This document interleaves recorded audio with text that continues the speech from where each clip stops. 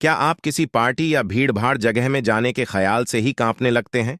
या भरी महफिल में अपनी बात खुलकर कहने से कतराते हैं? मीटिंग में प्रेजेंटेशन देने से घबराते हैं? अगर आपका तजुर्बा ऐसा है, तो दुनिया में आप ऐसे अकेले इंसान नहीं।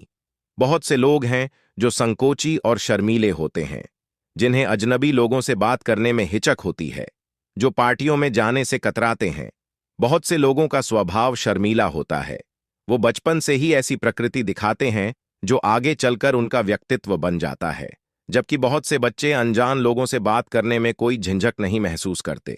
जल्द ही उनका ये स्वभाव उनकी पर्सनैलिटी बन जाता है। जानकारों का कहना है कि हमारे शर्मीले होने में 1/3 योगदान हमारे वंश का होता है, जबकि बाकी आसपास के माहौल का नतीजा होता है। हमें अपने माँ बाप से जीन में शर्मीलेपन के गुण मिलते हैं। कई बार जुड़वां बच्चों में से कोई एक बातूनी और मिलनासर होता है, तो दूसरा संकोची मिजाज का हो जाता है। वहीं 2 भाई बहनों में चूंकि आधे जीन ही एक जैसे होते हैं, तो उनके स्वभाव में ज्यादा फर्क देखा जाता है। यदि आपके अंदर भी इस तरह समस्या है, तो आइए गौतम बुद्ध की एक कहानी के माध्यम से समझते हैं। एक समय की बात है, नगर में एक व्यापारी रहता था। अपने और अपने परिवार के भरण पोषण के लिए वह नमक का व्यापार करता था। उसके परिवार में पत्नी और 2 पुत्र थे। व्यापारी के दोनों पुत्रों का स्वभाव बिल्कुल अलग था। जहां एक और बड़ा पुत्र बहुत ही संकोची और शर्मीले स्वभाव का था, उसे किसी से बात करने में भी शर्म आती थी। वहीं उसका छोटा पुत्र बहिर्मुखी स्वभाव वाला व्यक्ति था। वह किसी से भी अपनी बात कहने में कभी संकोच नहीं रखता था। लोग अक्सर बड़े पुत्र को भूला और बेवकूफ समझते थे। कई बार लोग उसके भोलेपन का फायदा भी उठा लेते थे और वह पलटकर कभी किसी को कुछ नहीं कहता था। व्यापारी अपने पुत्र के इस स्वभाव के कारण बहुत अधिक नाराज होता था। बातचीत न कर पाने और शर्मीले स्वभाव के कारण व्यापारी ने कई बार अपने पुत्र की पिटाई भी कर दी थी। हालांकि इस वजह से उसके पुत्र का स्वभाव सुधरने के बजाय और भी खराब हो गया। बचपन से ही बड़ा पुत्र बेहद परेशान रहने लगा था। उसके अंदर आत्मविश्वास की कमी हो गई थी। परीक्षा में वह आते हुए प्रश्नों के उत्तर भी अपने डर के कारण नहीं लिख पाता था। इस कारण उसकी शिक्षा भी ठीक ढंग से नहीं हो पाई। बड़ा पुत्र जब युवा अवस्था को प्राप्त हुआ, तब व्यापारी ने उसे अपने साथ व्यापार में हाथ बटाने को कहा। अपने पिता से डर के कारण वह व्यापार करने को तैयार हो गया, किंतु वह कई बार ऐसी गलतियां कर देता था जिससे व्यापारी बहुत अधिक नाराज हो जाता था। एक दिन व्यापारी किसी दूसरे काम के कारण शहर गया हुआ था। उस समय उसकी दुकान पर बड़ा पुत्र बैठा हुआ था। तभी कुछ लोग आए और उन्होंने बड़े पुत्र से कहा कि हमें तुम्हारे पिता ने भेजा है। उनका यह संदेश है कि इस समय दुकान में नमक की जितनी बोरियां रखी हुई है, वह सब हमें दे दो। उन्होंने नमक की सभी बोरियों को शहर मंगवाया है। व्यापारी का पुत्र उनसे प्रश्न पूछने की हिम्मत जुटा ही रहा था कि वे दोनों आदमी दुकान के अंदर घुस गए और दुकान में जितनी भी नमक की बोरियां रखी थीं, सबको तांगे में रखा और लेकर चले गए। व्यापारी के पुत्र ने उन्हें रोकने का प्रयास किया, किंतु संकोच और शर्मीले लेपन के कारण वह उन्हें कुछ कह नहीं पाया। उसने मन ही मन सोचा कि यदि मैं इन्हें नमक ले जाने से रोका तो पिताजी मुझ पर नाराज होंगे। कुछ समय बाद जब व्यापारी शहर से वापस आया, तो खाली दुकान देखकर उसने अपने पुत्र से प्रश्न किया कि नमक की बोरियां कहाँ गईं? ये दुकान इतना खाली खाली क्यों है? तब बड़े पुत्र ने धीमे स्वर में कहा कि कुछ लोग दुकान पर आए थे और उन्होंने मुझसे कहा कि आपने नमक की बोरियों को शहर मंगवाया है और दुकान में से सारी बोरियों को निकालकर लेकर चले गए। व्यापारी ने अपना सिर पीट लिया। उसने अपने पुत्र को दुकान से धक्का देते हुए कहा कि तू मूर्ख का मूर्ख ही रह जाएगा। वे लोग तुझे बेवकूफ बनाकर सारा सामान ले गए। तुमने मेरा बहुत भारी नुकसान करवा दिया। यहां से दूर भाग जाओ और घर वापस मत आना। यदि तुम वापस आए तो मैं तुम्हें पीट पीट कर सीधा कर दूंगा। व्यापारी का बड़ा पुत्र इस बात से बेहद दुखी हुआ। एक बार फिर उसके शर्मीले स्वभाव के कारण उसके पिता उसे और अधिक नाराज हो गए। साथ ही व्यापार में भी इतना नुकसान हो गया। उस समय नगर के सभी लोग व्यापारी के पुत्र पर हंस रहे थे और उसका मजाक बना रहे थे। उसे बहुत अधिक शर्मिंदगी महसूस हो रही थी। यही वह समय था जब उसने सोच लिया कि अब उसके जीवन में कुछ भी ठीक नहीं हो सकता है। वह सदैव मूर्ख का मूर्ख ही रह जाएगा और समाज में रह रहे लोगों के साथ कदम से कदम मिलाकर कभी नहीं चल पाएगा। व्यापारी का पुत्र नगर से बाहर आ गया और एक नदी के किनारे बैठकर खूब रोया। गहरे पानी को देखकर उसके मन में विचार आया कि अब उसके जीवित रहने का कोई फायदा नहीं है।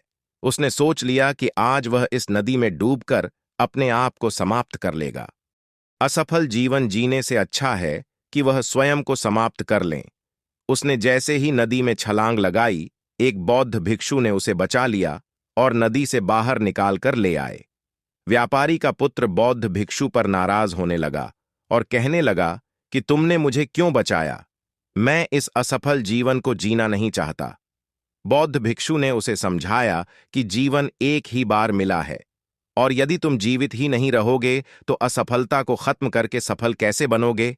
तब व्यापारी के पुत्र ने कहा कि मेरे जीवन बहुत अधिक समस्याएं हैं। यह सभी समस्याएं मेरे संकोची और शर्मीले स्वभाव के कारण हुई है। मैंने अपने पिता का नुकसान करवा दिया है। मैं एक अच्छा पुत्र नहीं हूं। अपने स्वभाव के कारण मैं शिक्षा ग्रहण भी नहीं कर सका। यह सारा संसार मुझे मूर्ख समझता है। क्या किसी मूर्ख को इस संसार में जीने का अधिकार है?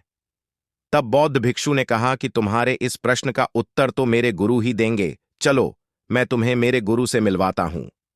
व्यापारी के पुत्र ने कहा कि वह किसी से बात नहीं करना चाहता।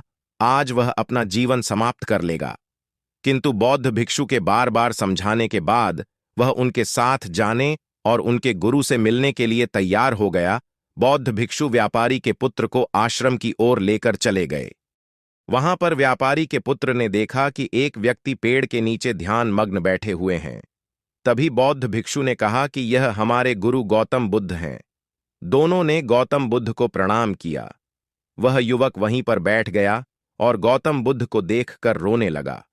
गौतम बुद्ध ने उसे उसके रोने का कारण पूछा। तब उसने कहा कि अब आप ही मेरी आखिरी उम्मीद है। यदि आप मेरी समस्या का समाधान नहीं करेंगे तो मेरा यह जीवन समाप्त हो जाएगा। गौतम बुद्ध ने व्यापारी के पुत्र से उसकी समस्या के बारे में पूछा। तब उसने बताया कि किस प्रकार वह बचपन से ही शर्मीले और अंतर्मुखी स्वभाव का है। इस कारण लोग उसे से मूर्ख समझ लेते हैं और उसके पिता भी उससे प्रेम नहीं करते। तब गौतम बुद्ध ने युवक को शांत कराते हुए कहा कि मेरे पास तुम्हारी समस्या का समाधान है। तुम्हारा जीवन बहुत ही आसान हो सकता है। तब युवक ने कहा कि क्या सचमुच ऐसा हो सकता है? बहुत ही महान व्यक्तित्व प्रतीत होते हैं। आपके तो कई शिष्य हैं गुरुदेव। मैं भी आपका शिष्य बनना चाहता हूं। क्या आप मुझे अपने शिष्य के रूप में स्वीकार करेंगे? गौतम बुद्ध ने कहा कि हां, अवश्य। युवक ने कहा कि ठीक है गुरुदेव, अब मुझे वह उपाय बताइए जिससे कि मेरा जीवन बदल जाए। गौतम बुद्ध बोले, किंतु उससे पहले तुम्हें मेरे कुछ महत्वपूर्ण कार्य करने होंगे। यदि तुम मेरा यह कार्य करोगे तब मैं तुम्हें कुछ ऐसे उपाय बताऊंगा जिनके कारण तुम्हारे जीवन में सब कुछ ठीक हो जाएगा और तुम्हारे पिता भी तुमसे प्रसन्न रहेंगे। गौतम बुद्ध ने उस युवक को कहा कि आज से 3 दिन बाद मैं तुम्हें ऐसे उपाय बताऊंगा जिससे तुम्हारा जीवन बदल जाएगा, किंतु 3 दिनों तक तुम्हें मेरे सभी कार्य करने होंगे। मैं जैसा जैसा कहूंगा, यदि तुम वह कार्य को करने में सफल रहे तो तीसरे दिन के बाद तुम्हारा जीवन बदल जाएगा। तुम्हारा पहला दिन कल से शुरू होगा। अभी जाओ और आश्रम में ही आराम करो। अगले दिन व्यापारी का पुत्र गौतम बुद्ध के पास पहुंचा और कहा कि हे गुरुदेव, मुझे पहले दिन का कार्य बताइए। तब गौतम बुद्ध ने कहा कि आज तुम्हें 10 अजनबी व्यक्तियों से बातचीत करनी है और उनका हाल जानना है। इसका लेखा जोखा शाम तक लेकर आना।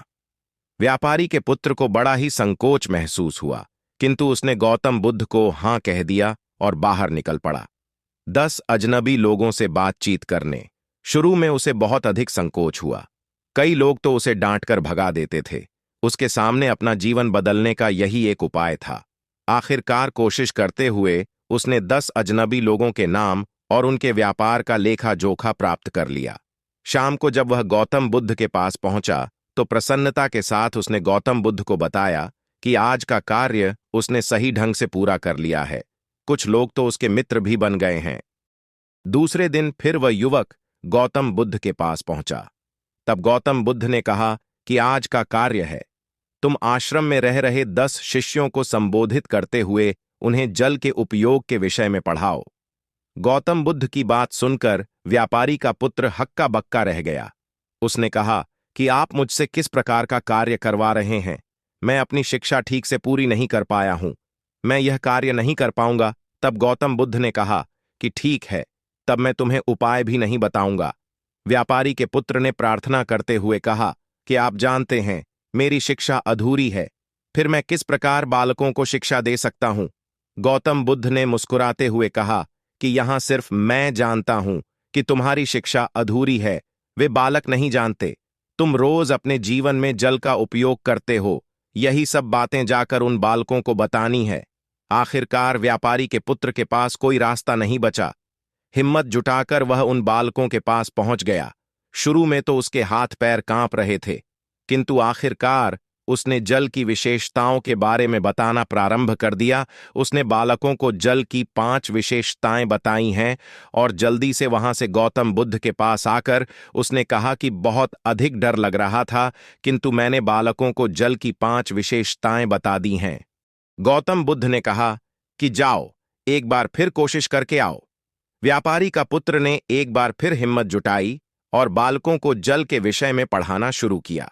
इस बार व्यापारी के पुत्र को बिल्कुल डर नहीं लग रहा था। पूरे आत्मविश्वास के साथ बालकों को शिक्षा दी। तब गौतम बुद्ध ने युवक की प्रशंसा करते हुए कहा कि तुम अवश्य ही साहसी हो। गौतम बुद्ध से शाबाशी सुनकर वह युवक बहुत अधिक प्रसन्न हुआ। युवक तीसरे दिन जब गौतम बुद्ध के पास आया तो गौतम बुद्ध ने उससे कहा कि आज का कार्य तुम्हें थोड़ा अजीब लग सकता है, किंतु आज तुम्हें अपने पिता से मिलने जाना है। गौतम बुद्ध की यह बात सुनकर वह युवक बहुत अधिक डर गया। उसने कहा कि नहीं नहीं, मैं अपने पिता के सामने नहीं जाऊंगा। गौतम बुद्ध ने कहा कि ठीक है, तब मैं तुम्हें उपाय भी नहीं बताऊंगा। आखिरकार उस युवक को गौतम बुद्ध की बात माननी पड़ी। गौतम बुद्ध ने उसे समझाया कि अपने पिता के पास जाकर उनसे क्षमा मांगना और कहना कि तुम्हें एक और अवसर दें ताकि तुम स्वयं को बुद्धिमान साबित कर सको। उसे युवक ने बड़ी हिम्मत के साथ अपने पिता का सामना किया और उनसे क्षमा मांगी। आखिरकार व्यापारी ने अपने पुत्र को क्षमा कर दिया और उसे दूसरा अवसर देने के लिए तैयार हो गए। व्यापारी का पुत्र गौतम बुद्ध के पास आया और उसने जब उपाय के बारे में जानना चाहा, तब गौतम बुद्ध ने कहा कि तुमने स्वयं भी अपना उपाय खोज लिया है। तुम किसी से बात नहीं कर पाते थे, शर्मीले थे, सब कुछ तुम्हारे मन में बैठा हुआ था। हम कितने आत्मविश्वासी हैं, कितने शर्मीले हैं और हमारे अंदर कितना डर है, ये सिर्फ हमें पता होता है। बाहरी दुनिया में किसी को नहीं पता होता है। बाहरी दुनिया में हम स्वयं को जिस प्रकार का दिखाते हैं, लोग हमें इस प्रकार का समझते हैं। अगर तुम आत्मविश्वासी नहीं हो तो भी अनजान व्यक्तियों के सामने यदि आत्मविश्वासी होने का अभिनय करो तो किसी को पता ही नहीं चलेगा कि तुम कौन हो। वह युवक समझ चुका था कि गौतम बुद्ध उसे क्या बताना चाह रहे हैं। गौतम बुद्ध को धन्यवाद किया और उनसे वादा किया कि वह जीवन में सफल होकर दिखाएगा। दोस्तों, ये कहानी आपको कैसा लगा कमेंट करके जरूर बताइए। वीडियो को लाइक एवं चैनल को सब्सक्राइब करना न भूलें। धन्यवाद।